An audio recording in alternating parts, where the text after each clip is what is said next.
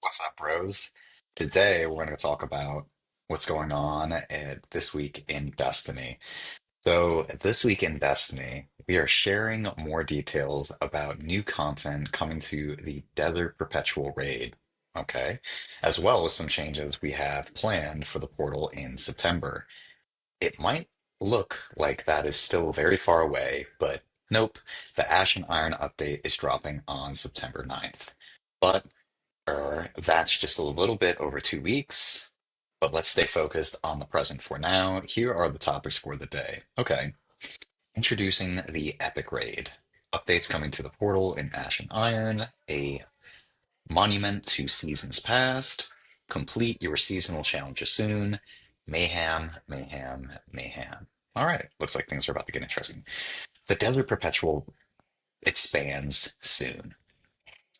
On July 19th, the Desert Perpetual Raid was released to the world. We wanted to deliver a unique experience that allowed for replayability, challenging encounters, and more customizable difficulty thanks to the new feat system. But that was not all. Okay. Get ready for the epic version of the Desert Perpetual, which will permute and expand on the original starting September 20th, 10 a.m. Pacific time. Okay. Building on the original experience, the Epic version introduces new challenges, rewards, and pursuits. Challenges or changes to the mechanics of each encounter will test the coordination of your fire team. Complete them to earn new legendary weapons and new set bonuses on armor drops. A new quest further unravels the mysteries of space and time, unlocks the attunement system for the raid vendor, and rewards a catalyst for the raid's exotic weapon, Whirling Ovation. All this and more, but we aren't going to spoil it all here. You'll have to dive in it for yourself on September 20th. Okay, now contest mode. Okay, for the first 48 hours after the Epic Raid version of the Desert Perpetual has launched, contest mode will be active. During this time, enemies are a lot tougher and more aggressive, and you'll be playing at a fixed power level disadvantage. So, team play, good strategies, and inventive approaches are key for success. We've updated loot for contest mode, so now your first clear of each encounter in conquest or in contest will drop to your 5 gear. Okay. And if you complete all of them, you can claim an exclusive emblem, the raid exotic, and its catalyst. Also, you'd better start organizing your fire team if you want to complete in our world's first race. That will not be me. I don't know about y'all. World's first race info. Let's see. CB Gray and Evan F. 1997 are returning to Bungie Studios to host the world's first race for the epic version of the Desert Perpetual. Many will try their hand, but just one will be crowned winner. Here's some entry requirements to know beforehand. Completion of the Edge of Fate campaign. So if you haven't done that, you probably should do that now. Our team leader must have completed the regular version of Desert Perpetual. So if you haven't done that, you might need to do that as well. A fire team of 6 players. Well, duh. Once the first team has completed the epic version of the Desert Perpetual in contest mode, the normal version will be unlocked for the players that just want to experience the new content without the extra difficulty. Totally understandable. Yeah, seriously. Not swap update. Mm,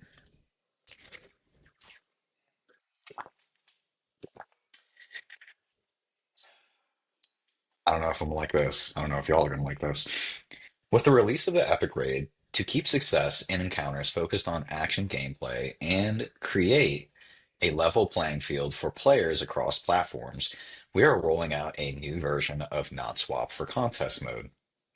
This modifier will now reset your super and energy or ability energy, special ammo, and heavy ammo, as well as remove all ammo and orbs on the ground when you change exotic or legendary armor or swap ammo types. This modifier will also take effect when three or more feats are activated in the standard difficulty of the epic raid. The experience has been tuned around this modifier. We'll share more info in a future TWID. I don't know if I like that. Well, what do y'all think? Let me know in the comments below. I think I don't think that's a good move. I don't think that's a good move, Bungie. Feature gear and seasonal mods. The bonus damage and damage resistance granted by the artifact when using currently featured gear will be active this time during the Conquest Mode weekend. Similarly, seasonal mods can be slotted into future weapons or featured weapons will also be available during this time. We know this will impact your build crafting plans, so we wanted to share this info a bit early. We can't share a list of banned items yet, though this will be available on a date closer to the raid release, but it might look a bit different to last time given the changes to build swapping we are implementing. Yeah, I don't know. I can tell you I'm not going to do this. Let me know in the comments if you are going to be interested in all this. I don't think this is a good move by Bungie. I think that I think what's going to end up happening is you're just going to have people go into the raid with one build and one build only. They're not going to change exotics. They're not going to swap weapons. They're going to say, "Fuck it. This is the build I'm running, and this is what I'm going to do." I mean, I know people that do that anyways. I know I have certain builds that I'll just quickly go through dim, and if I know I'm doing a certain type of content, I will just play with that build. And I don't know. I guess it just really depends on what role do you want to play for a whole raid on the fire team. Yeah, I don't think that's going to be a good move. Anyways, integrity of the challenge. The launch weekend of the raid is a unique moment for Destiny 2 players. Teams all over the world will face one of our toughest challenges, so we want a clean competition. No, you don't want clean competition.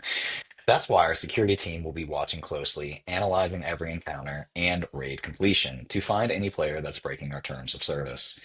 We won't hesitate to remove players during the race and issue bans as needed to defend the integrity of the world's first race. In other words, don't cheat and don't play with cheaters, or you will face the consequences. About time. But yeah. Okay. Upcoming raid reward changes. Since we are talking about the raid, let's share some new information about the updated rewards that will be available after the Destiny 2 Update 9.1.0, dropping alongside with Ashen Iron. You can earn extra rewards from clearing all encounters of the Desert Perpetual. Defeat all three bosses before beating Corgus, what a name, to earn an extra piece of gear. I might have butchered that, but whatever. In addition to this, we are introducing two weekly challenges. The first challenge gives an extra piece of loot from your first clear of an encounter each week in either version of the raid.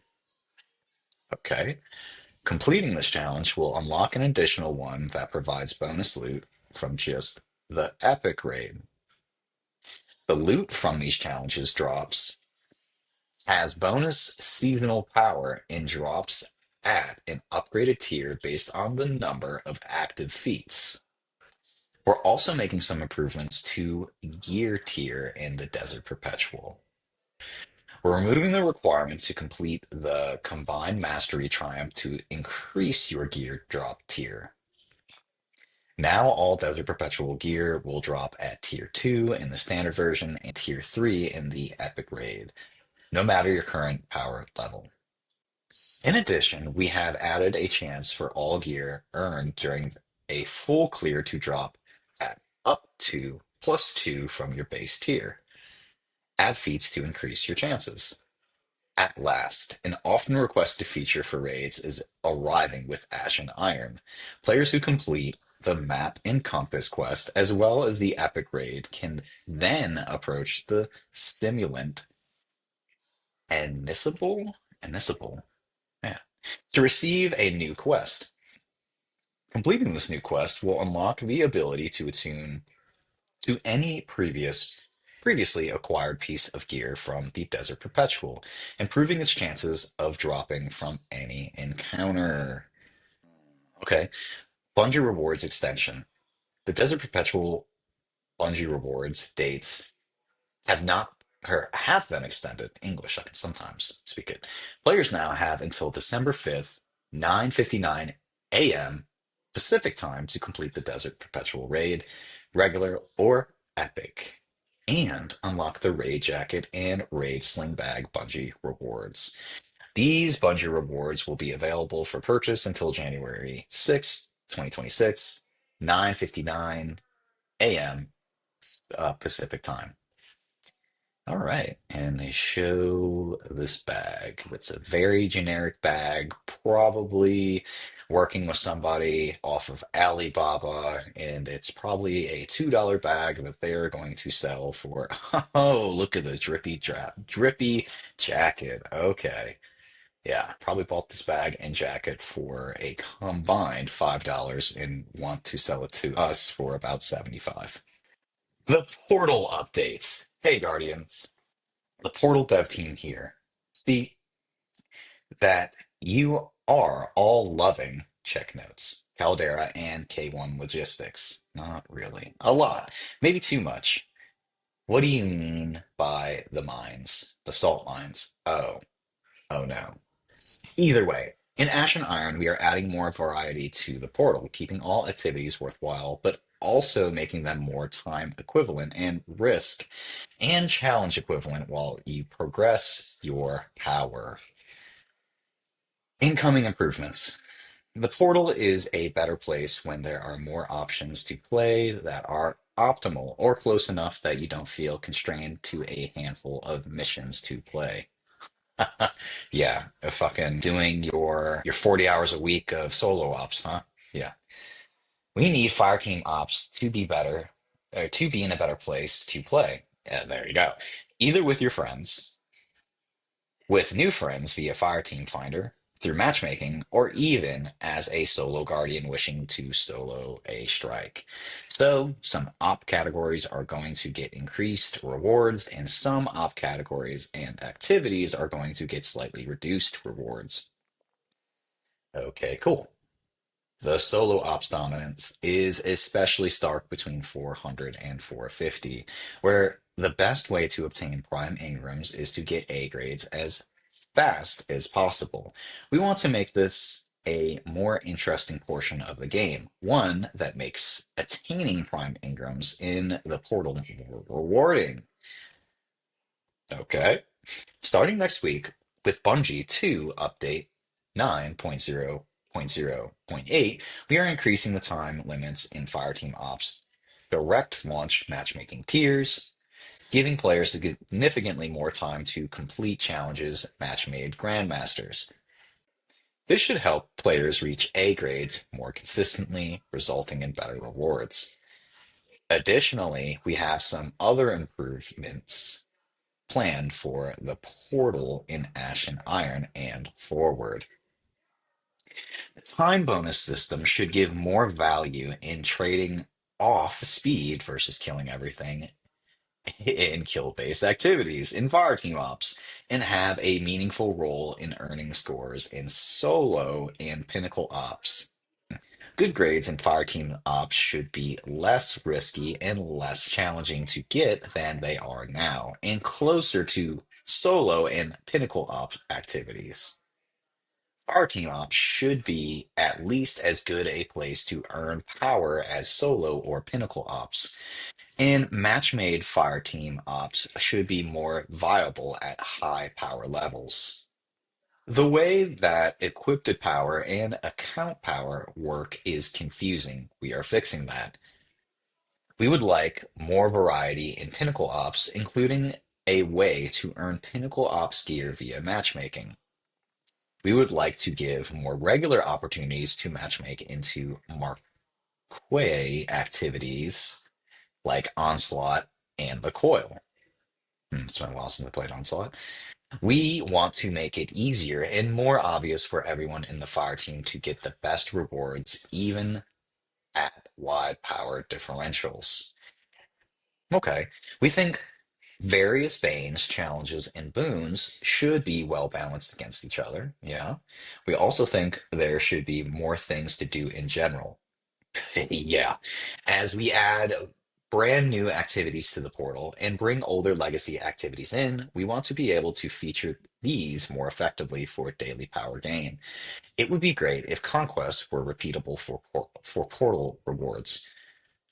Okay, so that's interesting. How often do y'all play with people that are lower light level than you? And I'm talking about like significantly lower. You'll probably see in another video, or it might pop up somewhere around here during this video.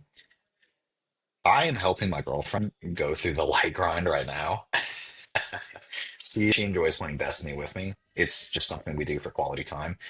And there are times where I don't mind it, but there are times where it's just like I have to go through and clear everything. And she still has a fun experience, but I think she would have a little more fun if the grind wasn't as intense. But I don't know. Let me know what y'all think in the comments. Do y'all play with people that are lower light level? Are you helping one of your buddies currently get to the highest light level they can get? I mean, what is your current seasonal rank? Where are y'all at right now? But Ash and Iron updates. Let's keep going forward. In the Ash and Iron release, we have more substantial changes and additions. These are by no means final, so expect more in the future. Let's go over them. All right. Ultimate difficulty. Ah, okay. Ultimate difficulty. Ultimate difficulty will be available when Ash and Iron launches. Ultimate difficulty is available starting at power 451. So that probably means they're not going to reset our light level. Ultimate includes two new player stakes. Pressure Cooker, finish under the time limit or get kicked to orbit. Diabolical. Extinction, all players are eliminated to a single life. There are no revives. All players are limited to a single life. There are no revives. Oh, all right. Okay. The term play with your life, let's go ahead and coin that now. These optional stakes are intended to provide the most significant challenge to even the most experienced Guardians and include score boost to match. Ultimate Fireteam's ops matchmaking will be open in week 10, the week after Ashen Iron launches. Huh. Okay. Platinum and Diamond reward ranks. So this must be talking about Crucible. Players can reach Platinum and Diamond reward ranks, which run from 450 to 499 power and 500 to 550 power, respectively. While in Platinum and Diamond, you can earn an A plus grade in PvE. Oh, no. Okay. You need an A plus to qualify for Tier 5 gear until Platinum 3, where A grades start giving Tier 5s. Once you reach Diamond 1, B plus qualifies you for a Tier 5, and at Platinum 3, even a B will get you a Tier 5.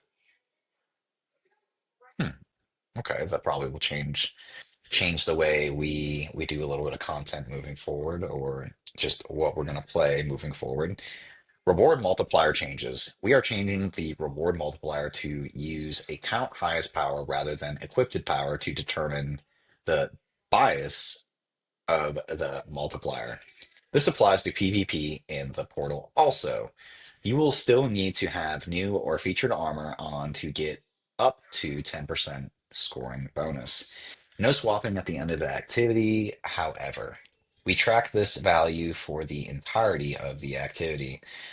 There are five new portal score boosters in Ashen Iron Reward Pass, but you don't lose your score boost if you got them in the Reclaimation Pass.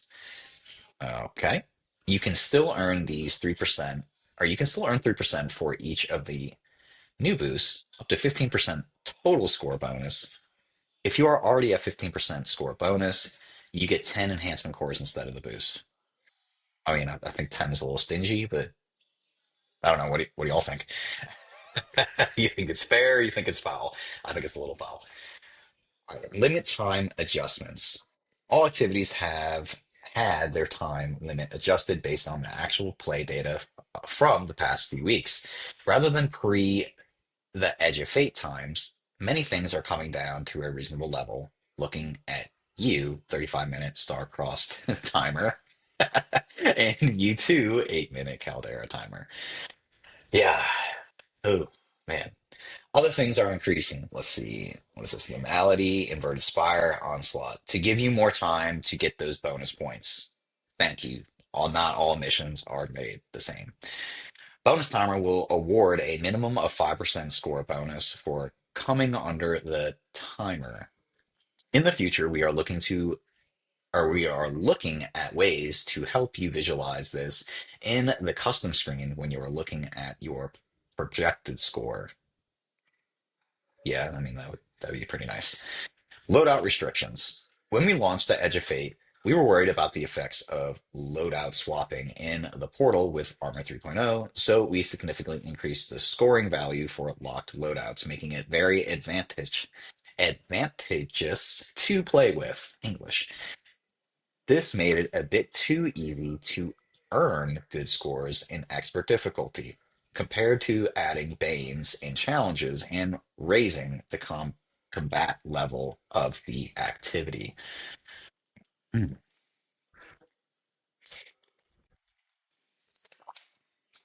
We are bringing locked loadout back down to where we originally imagined it, and are opening up some design space for some new loadout modifiers.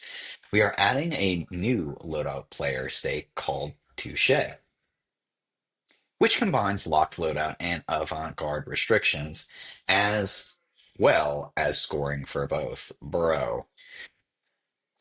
Okay, so for those that don't know what this avant-garde restrictions, basically Bungie this season has said, hey, this is our featured gear for and exotics for this season. And one of the wildest things is the class item is not on there. How do you not how do you come up with a class item for prismatic and then don't allow players to go ahead and use it for the new content?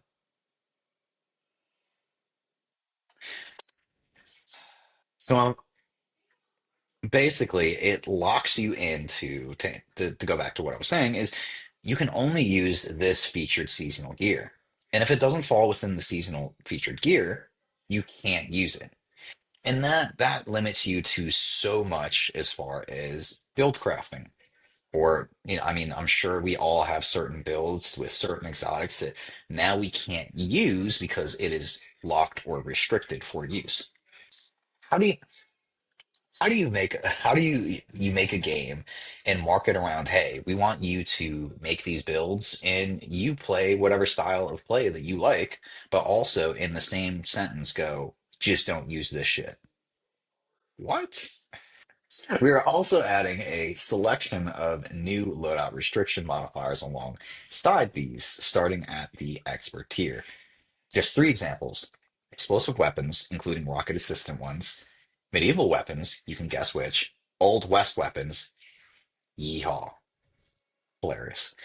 All of these include restrictions for the new and featured armor similar to Avant Garde, but the weapons can come from anywhere and anytime, even from 1963. Hilarious. Initially, these just include appropriate weapon categories, but eventually we want to expand the value of these by taking into account specialized frames like we do for rocket pistols, pulse above, perks like Dragonfly or full auto retrofit, and special case exotic weapons like Vex Mythoclast or Sunshot. Both of those. Now, if you are thinking that these restrictions are going to make it challenging to encounter champions in master missions and above, we agree. That's why they come with a really juicy scoring bonus to compensate for your troubles. Also, you won't see any of these as randomized modifiers in matchmaking activities. These are just for custom activities. Okay, data, experience, and rewards. Our goal for individual activity rewards was to create a consistent value across all activities. While Each activity is unique in its own way and can be preferred by different players. We created groupings based on length and difficulty to reward players' effort. As we've been analyzing activity data, and seeing players become more familiar with the activities, buffs, and creating new strategies, it's clear that some activities are harder than we expected, and others are easier. So harder, Widow's Court, easier, Encore. Yeah. Okay, got a little nice diagram. A colorblind friendly version. Nice. We can see that some activities, Solo Ops Crucible, have a narrow distribution and there is significantly less variation in the duration. Activities with lower, wider shapes, Fireteam Ops and Pinnacle Ops, have a significantly higher variation in duration, usually meaning the activity is harder and separates player by skill more effectively. We already experienced some of this to happen or we have already expected some of this to happen. Ooh, English. Due to the inclusion of longer activities like Onslaught and the Coil, but we want to make sure that activities that are more challenging and longer still feel meaningful and rewarding. As a part of that, we also want to make sure that activities that are easier than anticipated don't become the only activities that you should run. Looking at Pinnacle Ops. And it talks about Encore, Starcrossed, Fall, and the Whisper. It's clear that there are two general groups: the shorter ops like Whisper and Starcrossed, and the longer ones like Encore and Fall, which lead us to the following changes. Encore, end activity engrams reduced by 2. Mid activity chest reduced by 2. Starcrossed, end activity engrams Whisper, mid activity chest removed. Fireteam ops have a lot of activities, so we expect a lot more variance. It sounds like they're almost nerfing. So it sounds like they're actually shafting us a little bit. They're giving us less rewards for the work we do. Fire team ops activity durations, and then let's see, it's talking about liminality, Widow's Court, and in the inverted spire. All right. We can generally see four activity groups, including both the inverted spire and liminality, being harder than anticipated as compared to shorter fireteam ops and Widow's Court consistently being the longest activity. As such, we will be making the following changes for their rewards. Liminality has increased to 2, inverted spire will also be getting 2, onslaught, Widow's Court is increased to 4. Okay, so the longer stuff you get more shit, the shorter content you get less shit. Or you just continue to give us the shit anyways because we're playing the game, but whatever. What do y'all think? Let me know in the comments below. Last, we are making some category changes when Destiny 2 update 9.1.5 arrives. We will be moving Onslaught/Crawls to Pinnacle Ops, both to create more activities to gain Pinnacle loot from, and to unify Fireteam's Ops to be 10 to 15 minute activities. We do not want to constantly be updating activities because it would create uncertainty in the rewards for them. But we will review this data with every major release and update activity rewards where appropriate. Newly introduced activities that are slightly harder or easier will still be updated in a patch, so you don't have to wait for their experiences to be brought in line. Power and rewards. New weapons and armor are coming to the portal with Ashen Iron, so there will be new gear to earn in each of the portal categories. Look for a preview in a future TWID. As mentioned in the July 3rd TWID, 400 to 450 will no longer be limited by Prime Ingrams. You will be able to level up to 500 via any portal activity. Once you reach 500, you will again be required to get Prime Ingrams to get to 550. Yay, the grind! Prime Ingrams. Prime Ingrams have two real functions right now.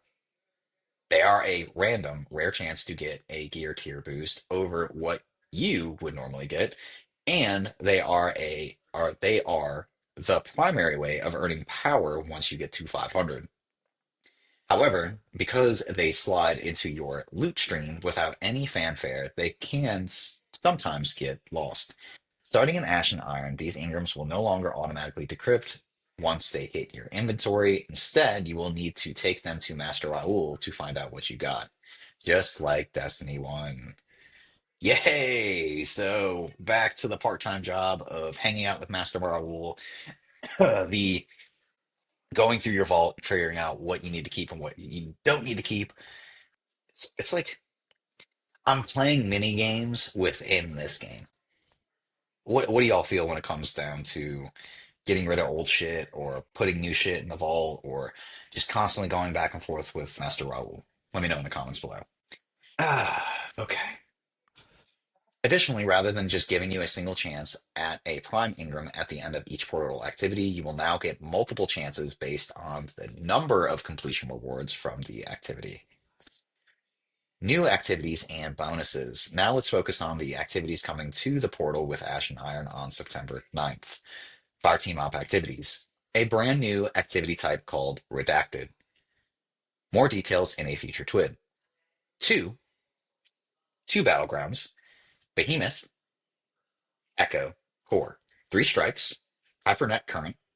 The Insight Terminus, Fallen Saber. Three expeditions from Season of the Plunder. Nessus, Cosmodrome, Europa, Tomb of Elders. Okay. The daily bonus focus mission will be more predictable. Bonus slot 1. Random choice of redacted missions. Bonus slot 2. Random choice of the newly converted Battleground Strike expeditions. Bonus slot 3. Random choice from Onslaught/Grolls. We are increasing the score multiplier for all kill scored activities by 5% to give players some breathing room. In addition to this, match made kill score activities are boosted by an additional 5%.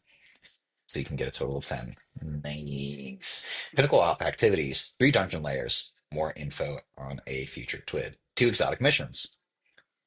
We have Presage and Avalon. Okay. Pinnacle Ops will also have 2 daily bonus focus activities. Bonus 1 slot, random choice from the dungeon layers. Bonus 2 slot, alternating between Presage and a Avalon English. Solo op bonuses. All right, back to solo ops. Solo ops is intended to be a quick, reliable way to earn power when you have time to kill at the start or end of a session, or need to complete a few objectives in a low stress, low commitment venue. It was never intended to be the above all best method for leveling up for all player types. Yeah, you don't say. But right now, the speed, ease, and consistency of earning top rewards is drowning out most of the other options, especially at 400 plus. To start balancing this with other portal activities, we are using a relatively light touch. They are nerfing solo ops. Reduce power earned for a given grade in solo ops by 1 compared to Fireteam ops, Pinnacle ops, and Crucible, paired with changes to Fireteam Op scoring and other rewards tunings. We may need to make further adjustments as needed. Conquest update. We are adding 4 additional Grandmaster conquests and 2 Ultimate conquests. The Grandmaster conquests round out the requirements for the Conquer title, and the Ultimate conquests are needed to complete Guardian rank 11. And also, you get a sweet new seasonal Ultimate Conquest emblem. All conquests will be replayable. You will earn normal scored portal loot for additional completions. So, if I'm understanding this correctly, I don't know if y'all have gotten to this point yet, but some of these missions you can only run once, and then if you say you wanted to run with a particular person, like I want to go grab my girlfriend and we want to go run the Grandmaster Pinnacle Ops thing, right, for the season. Well, once we run that together, that's it. I can't run it again with anybody else. But from what I'm understanding here, it's saying that now I could not only run it with my girlfriend, but I could go run it with a couple buddies as well. If that is indeed what they are saying, That is a nice touch. That's a nice little change. Huh. Future changes. We know the portal needs even more tuning, and some things just take longer to build. Expect the following in the weeks after Ashen Iron's launch. A scoring tuning pass on all modifiers. Onslaught, the Coil, and the Tomb of Elders will be moving from Fireteam Ops to Pinnacle Ops. They will get their own bonus focus slot in Pinnacle Ops, just like in Fireteam Ops. The featured activity in this slot will get matchmaking. Bonus slot 3 in Fireteam Ops will be replaced by a random choice from the rest of the Fireteam Ops. Big typos there. New solo operative score boost in Fireteam and Pinnacle Ops for solo players. The launch of Renegades and Season Lawless will feature even more improvements and tuning the portal, plus bunches of other exciting changes. We'll be back to talk more about those soon. Get rewards from the past seasons. With Ash and Iron Major Update, we are introducing a new way to acquire cosmetics from expired season and reward passes. Located in the tower next to Monument of Lost Lights, you'll be able to visit the Monument of Seasons Past, aka the Seasonal Archive, the home of archive passes. These archive passes give you access to armor, ornaments, accessories, and much more from their respective season or reward passes. Cool. If you owned a pass when it was first available, you will have instant access to Archive Pass when it becomes available in the seasonal archive. At launch, all seasonal passes released up to and including season 26 will be available. Okay. Going forward, the archive passes will be added to seasonal archive one pass period after its end. For example, the Reclamation archive pass will be added to the seasonal archive with the launch of the Lawless Reward Pass and Renegades. If you did not purchase the pass while it was active, it can be acquired at the seasonal archive as a archive pass for the discounted cost of 600 silver. Of course, of course, Bungie has to get their money out of you. They said, yeah, boy, you want that drip, you're gonna have to pay. However, if you purchased an item from one of the Eververse flashback sales, the corresponding archive pass can be unlocked at the seasonal archive for no additional cost. There you go. Along with the archive passes, the seasonal archive introduces chronologs, a new currency that can fuck more currencies, more material shit. Fuck. A new currency that can presently be spent to acquire the archive's items. Starting in Ash and Iron Reward Pass, chronologs are earned from the Activity Reward Pass and are distributed across both the free and paid tracks. Additionally, any new purchase archive pass will also include 500 chronologs, enough to claim a handful of items from your new pass. No matter how or when you acquire the pass, however, you don't need to spend chronologs for items you had earned. If you reached the required rank to claim the item in the past and either forgot to claim it or didn't own the corresponding pass while it was active, that item will be claimable immediately with the archive pass ownership for no additional cost. Okay, this looks like Season to Plunder shit. Oh no, this is episode of Heresy. English. Learn how to read, motherfucker. Lastly, we know it's possible that you might end up with chronologs, but have no archive pass items left to spend them on. Or maybe there are no remaining items that you are interested or that interest you. To ensure chronologs are always viable, the Season Archive offers an exchange for a variety of evergreen currencies and materials, including deep side harmonizers, synth fleets, templates, and more. This exchange is available to all players, even if you never owned a pass. All right, this looks like a little Master Raoul visit. Oh, shit. Complete your seasonal challenges.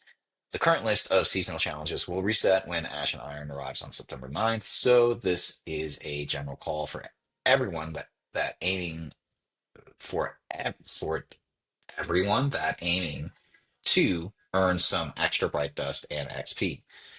Wow. Bungie, do y'all need a writer? Y'all need a writer for these? Shit. Y'all need a writer? Y'all need somebody to proofread this? I got you, dog. Complete them soon. Destiny 2 update 9.0.0.7 reduced to the requirements for the top challenger triumph for the previous 102 to the actual 42 needed. That means you can actually earn the rewards this very week if you want to. So, what are you waiting for? Mayhem now, Trials of Osiris tomorrow. Did you hear that? It's not the sky falling, it's Mayhem being featured in the portal as weekly rotating Crucible game mode. You know how this works. Invest in your super stat. It, it yeah, fuck. Get it incredibly quick thanks to the Mayhem modifier and defeat your opponents with your super ability. Just don't forget to also use your abilities and maybe even your weapons to score some extra defeats. Starting tomorrow until reset day, Trials of Osiris will be available. Guardians who dared will be playing against each other in the Circus Plaza. For the newest set of weapons we introduced when the Edge of Fate launched last month, all of them are earnable at the moment, so don't hesitate to jump into PvP to get them. Do so with a complete fire team for a higher chance. Player support report. Known issues list. A small volume of players are unable to integrate Strangelet capsules and progress the Edge of Fate campaign. Yeah, that could be a fucking problem. The class armor stat is scaling in increments instead of per point. Yeah. The combatant difficulty in the Malfeasant quest version of the Corrupted Strike is incorrect. The slow and small challenge modifier is causing persistent audio to be present in activities. Kepler weekly missions are incorrectly displaying that they will always reward Kepler gear. The Galvanic set bonus from the Lustrious set will loop its activation audio continuously while active. Due to an issue where the cross counter perk on Liar's Handshake can activate from all damage sources, it has been disabled in all Crucible activities. The daily portal activity modifiers sometimes rotate after the normal daily reset time. Why friend shaped artist of the week? All right, look, imps are a bit annoying, but maybe it's because they are misunderstood. They just look like a group of ghosts looking for their guardians, more or less. How about we have a friendly chat, no explosives allowed. Okay, little artwork. Nice, cool. Can't promise I'll feature a video of you beating this DMG04 guy in trials every single time, but I do promise that I'll watch it. Share it with him and several people from several teams at Bungie. Will enjoy a good laugh every single time. All right. And that's a little video there. Fuck it, let's see what's going on. Okay, get shit on. All right. And another TWID is complete. We hope the news about the portal and the incoming additions to the Desert Perpetual got you all excited. I don't know about you, but it did not. We are working hard on our next update as well as Renegades, so the systems we implemented with the Edge of Fate keep growing and work better. Your feedback is very valuable, so don't hesitate to let us know your takes on the news we shared today. Keep it coming, Destiny 2 community team. Yeah, all right. Well, what do you think of all the changes? Drop it down in the comments below. That's this week of Destiny. I will see you Guardians out there exploring the world. And if you ever want to run sometime, follow me on my socials, shoot me a DM, and let's play some games together. Until next time, peace.